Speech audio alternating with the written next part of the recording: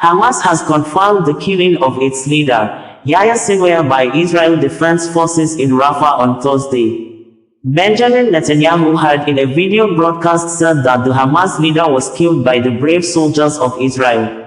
A video released by Israel military of Yahya Sinwar's final moments before he was shot dead while sitting on a chair in a destroyed building showed that the Hamas leader sustained injury with one hand almost completely severed, and the video showed he was trying to use a stick on his hand to hit the aerial drone surveillance camera on sighting the object before he was shot on the same hand. Hamas, in a statement on Friday, said, Sinwar never retreated and never tasted rest right from the day he was released from Israel prison after spending more than 20 years imprisonment.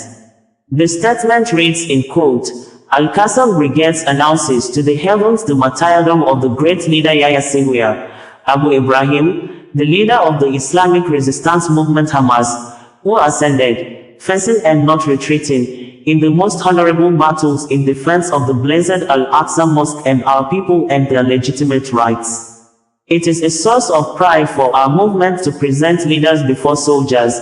and for its leaders to lead the caravan of martyrs of our people who gave their lives and blood for the sake of Allah and on the path to liberating Palestine, and for its leader to be martyred among his struggling brothers, a hero engaged in combat with the invaders who thought that Gaza could be an easy prey for their cowardly army. The journey of our leader, Abu Ibrahim, was an honorable jihadist journey, during which he was from the founding generation of the Islamic resistance movement, Hamas, and its military and security apparatuses. Then he sacrificed the flower of his youth as a prisoner in the occupation's prisons for more than 20 years before he was released with his head held high in the Wafa al-Ara deal.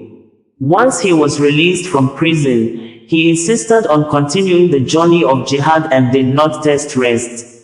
He supervised the movement's military work in the three regions and had an important role in the path of unifying the resistance fronts on the road to Jerusalem.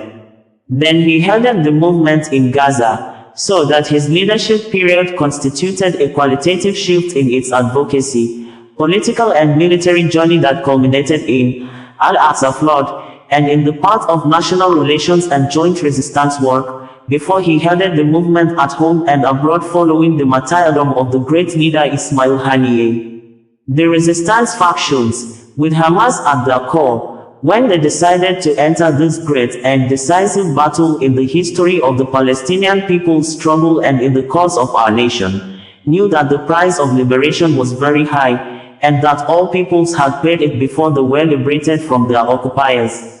They were prepared to lead the ranks of the sacrificing people at the heart of their people, so they presented leaders and soldiers, refusing to submit to the enemy or remain silent about its injustice and plundering of our people's legitimate rights. Our jihad will not stop until Palestine is liberated, the last Zionist is expelled from it, and all our legitimate rights are restored. The best evidence of this is that our people did not break or surrender after a year of the Al-Aqsa flood battle, despite the enormous price they paid and despite the brutal Zionist crimes of genocide. This criminal enemy is delusional if he thinks that by assassinating the great leaders of the resistance such as Sinwar, Haniyeh, Nasrallah, Al-Aruri and others, he can extinguish the flame of the resistance or push it to retreat. Rather, it will continue and escalate until the legitimate goals of our people are achieved. Martyrdom is the highest desire of our leaders, and their blood will be a beacon that illuminates the path of liberation and a fire that burns the aggressors. Our leaders have left behind hundreds of thousands of mujahideen from our people and our nation who are determined to confront the Zionist occupation until Palestine and Al-Aqsa Mosque are cleansed of its filth and swept away from our land, God willing. It is a jihad of victory or martyrdom, said Al-Qassam Brigades, Palestine. Friday, 15 Rabi Al-Thani 1446 corresponding to October 18, 2024 AD.